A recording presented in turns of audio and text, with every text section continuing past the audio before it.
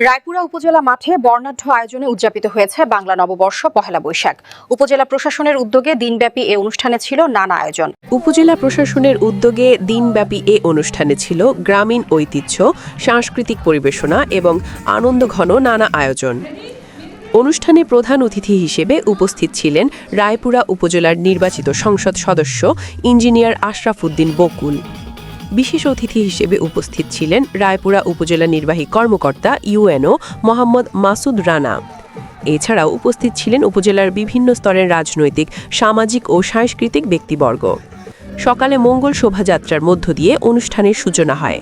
পরে স্থানীয় শিল্পীদের অংশগ্রহণে গান, নৃত্য ও কবিতা আবৃত্তির মাধ্যমে সাংস্কৃতিক অনুষ্ঠান পরিবেশিত হয়। অনুষ্ঠানের অন্যতম আকর্ষণ ছিল জনপ্রিয় কণ্ঠশিল্পী কণার সঙ্গীত পরিবেশনা, যা উপস্থিত দর্শকদের মধ্যে ব্যাপক উচ্ছ্বাস সৃষ্টি করে।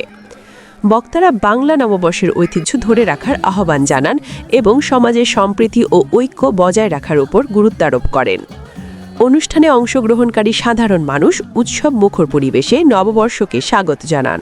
শিশু কিশোর থেকে শুরু করে সব বয়সী মানুষের উপস্থিতিতে রায়পুরা উপজেলা মাঠ পরিণত হয় এক প্রাণবন্ত মিলন মেলায়।